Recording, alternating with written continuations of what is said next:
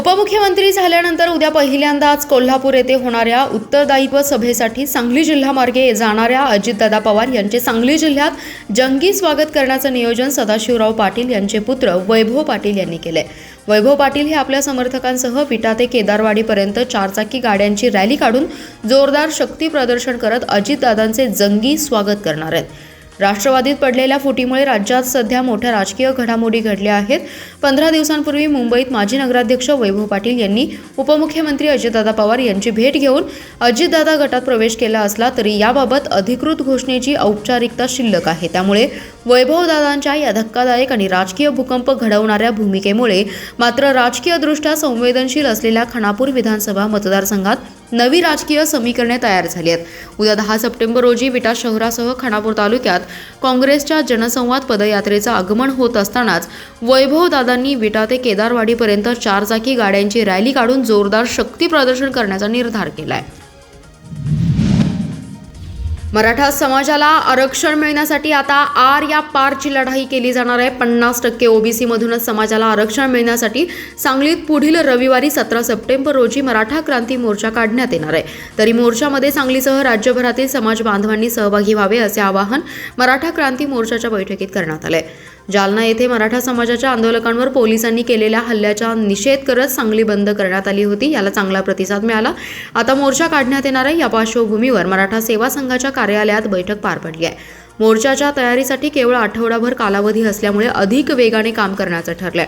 मोर्चाची सुरुवात सांगलीतील विश्रामबाग येथील क्रांतिसिंह नाना पाटील यांच्या पुतळ्यापासून सकाळी 10 वाजता होणार असून मोर्चाची सांगता राम मंदिर चौकात होणार आहे। मोर्चासाठी जिल्ह्यातून मराठा बांधव मोठ्या संख्येने उपस्थित राहावे यासाठी तालुका, नगरपालिका, नगरपंचायतीत गावागावात जनजागृती करण्याचे तसेच युवकांना मोठ्या प्रमाणावर सहभागी होण्यासाठी जनजागृती सुरू करण्यात येते। संपूर्ण जिल्ह्यातून येणाऱ्या वाहनांसाठी विविध भागात पार्किंग व्यवस्था, झेंडे, बॅनर यासह विविध व्यवस्थेसाठी एक मुख्य समितीसह विविध समित्यांची तातडीने स्थापना करण्यात येणार आहे। जत तालुक्यातील उटगी येथे एका शेतात सुरू असणाऱ्या जुगार अड्ड्यावर उमदी पोलिसांनी छापा टाकला। या ठिकाणी जुगार खेळणाऱ्या 5 जणांना अटक करून त्यांच्याकडून मोबाईल, मोटारसायकल आणि रोख रक्कम असा एकूण 1,22,000चा मुद्देमाल जप्त करण्यात आलाय। रायगोंडा मांग विकास दगडू जाधव, सदैव चंद्रकांत भंडारे, सागर महादेव बजंत्री आणि विशाल भीमाशंकर जाधव अशी अटक करण्यात आलेल्यांची नावे आहेत। जत तालुक्यातील उमदी परिसरात सुरू असणाऱ्या अवैध धंद्यांवर कठोर कारवाईचे आदेश पोलीस अधीक्षकांनी दिले होते। त्यानुसार गेल्या आठवड्यापासून अवैध धंद्यांवर कारवाईची मोहीम सुरू आहे। तालुक्यातल्या उटगी येथील जाडर बोबलात रस्त्यावर रायगोंडा मांग यांची शेती आहे। या ठिकाणी जुगार अड्डा सुरू असल्याची माहिती उमदी पोलीस ठाण्याचे प्रभारी सहाय्यक पोलीस निरीक्षक संदीप शिंदे यांना मिळाली।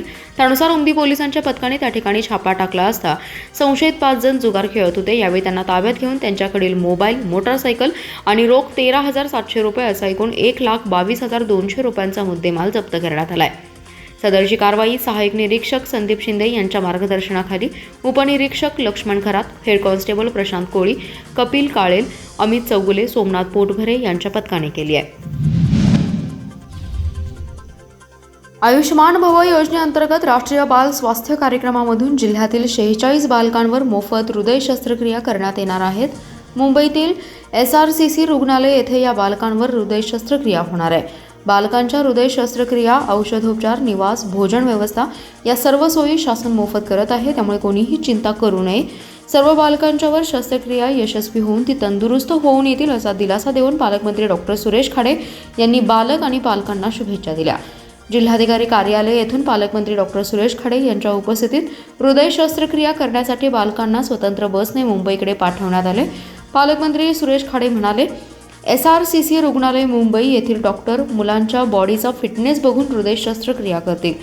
ज्या मुलांच्या हृदय शस्त्रक्रियेसाठी काही अडचण आहे अशा मुलांना औषधोपचार करून त्यांच्याही हृदय शस्त्रक्रिया यशस्वीपणे केल्या जातील। सर्व मुलांच्या हृदय शस्त्रक्रिया व्यवस्थित होतील याची काळजी डॉक्टर्स, हॉस्पिटल प्रशासनाबरोबर आम्ही सर्वजण घेतोय। पालकांनी मुलांबरोबरच त्यांच्या तब्येतीची काळजी घ्यावी। येत्या मंगळवारी किंवा बुधवारी SRCC रुग्णालयात येऊन तेथील डॉक्टर्स यांच्याबरोबरही बालकांवर केल्या जाणाऱ्या हृदय शस्त्रक्रियेसंदर्भात चर्चा करणार असल्याचे त्यांनी यावेळी सांगितले। महाराष्ट्र राज्य मार्ग परिवहन महामंडळाच्या कवटेमंकाळ आगारात नव्याने दाखल झालेल्या 18 अत्याधुनिक EST बसेसचं लोकार्पण पालकमंत्री सुरेश खाडे व खासदार संजय पाटील यांच्या हस्ते करण्यात आले। त्यापैकी कवठेमहांकाळ आगारात 2 दिवसांपूर्वी झालेल्या 18 नवीन बस दाखल झाल्या आहेत. त्या नवीन बसचं उद्घाटन पालकमंत्री सुरेश खाडे यांच्या हस्ते यावेळी करण्यात आले. कवठेमहांकाळ बस स्थानक येथे झालेल्या कार्यक्रमप्रसंगी खासदार संजय पाटील, तहसीलदार अर्चना कापसे, विभागीय वाहतूक अधिकारी वृषाली भोसले, कवठेमहांकाळ आगार व्यवस्थापक अश्विनी किरगत, वाहतूक निरीक्षक अजिंक्य पाटील, सहाय्यक वाहतूक निरीक्षक शाहिद भोगरे, सहाय्यक कार्यशाळा अधीक्षक अजित कुमार घोसराडे यांच्यासह पदाधिकारी, कर्मचारी व नागरिक उपस्थित होते. लांब पल्ल्याच्या वाहतुकीसाठी या नवीन प्राप्त झालेल्या बसेस उपयुक्त ठरणार असल्याचे यावेळी सांगण्यात आले. कवठेमहांकाळ पोलीस ठाण्याच्या हद्दीतील ज्ञानू खोत टोळीवर सांगलीसह आणि सोलापूर जिल्ह्यातून 2 वर्षांसाठी तडीपारीची कारवाई करण्यात आली आहे. गणेशोत्सवाच्या पार्श्वभूमीवर पोलीस अधीक्षक डॉक्टर बसवराज तेली यांनी ही सलग 3री कारवाई केली आहे. अधीक्षकांच्या या कारवाईमुळे गुन्हेगारांचे धाबे दणाणले आहेत. दरम्यान गेल्या 1.5 वर्षात अधीक्षक तेली यांनी 7 टोळ्यातील 28 जणांवर तडीपारीची कारवाई केली आहे. पुढील टप्प्यात आणखी काही जणांवर ही कारवाई करण्यात येणार असल्याचे पोलिसांनी सांगितले. टोळीचा म्होरक्या ज्ञानू अण्णाप्पा खोत याच्यासह सुरेश उर्फ अर्जुन महादेव पोद्दार, संदीप भारत पाटील, मारुती दादा सोल्लिंगले अशी कारवाई झालेल्यांची नावे आहेत. आगामी गणेशोत्सवासह विविध सण उत्सवांच्या पार्श्वभूमीवर पोलीस दल हाय अलर्ट झाले. गुन्हेगारीचे समूळ उच्चाटन करण्यासाठी सराईतांवर कारवाईचा बडगा उगारला जातोय. कवठेमहांकाळ पोलीस ठाण्याच्या हद्दीतील खोत ही टोळी सन 2022 पासून सक्रिय होती. गाय चोरीसह अन्य गुन्हे दाखल टोळीवर दाखल आहेत. टोळीची वाढती गुन्हेगारी मोडीत काढण्यासाठी तडीपारीचा प्रस्ताव सादर करण्याचे आदेश पोलीस अधीक्षक तेली यांनी दिले होते. त्यानुसार कवठेमहांकाळ पोलिसांनी प्रस्ताव सादर केला. त्यानंतर सुनावणी घेत अधीक्षकांनी सांगलीसह सोलापूर या 2 जिल्ह्यातून 2 वर्षासाठी तडीपारीचे आदेश दिले. 50,000 बीजारोपण ते वृक्षारोपण करण्याच्या संकल्पाला मिरज हायस्कूलच्या विद्यार्थ्यांनी सहभाग नोंदवलाय. उपायुक्त स्मृती पाटील यांनी मुलांशी संवाद साधून मूळ संकल्पना समजावून सांगितली. महापालिकेच्या वतीने बीजारोपण ते वृक्षारोपण संकल्प राबवण्यात येत आहे. या पार्श्वभूमीवर 50,000 रोपे लावण्यात येणार आहेत. यामध्ये विद्यार्थ्यांचा सहभाग नोंदवला जातोय. मिरज हायस्कूलमध्ये हा कार्यक्रम पार पडलाय. उपायुक्त स्मृती पाटील यांनी विद्यार्थ्यांशी संवाद साधताना मूळ संकल्पना समजावून सांगितली. या उपक्रमाचा उद्देश काय आहे हे पटवून दिले. मुलांनी या उपक्रमामध्ये सक्रिय सहभाग नोंदविणे आवश्यक होते. ब्रँड अँबॅसेडर सुधीर गोरे यांनी सर्व संकल्पना मुलांशी संवाद साधून कृतीद्वारे विद्यार्थ्यांना सहभागी करून दाखवली. यावेळी डॉक्टर रवींद्र ताटे, अनिस मुल्ला उपस्थित होते.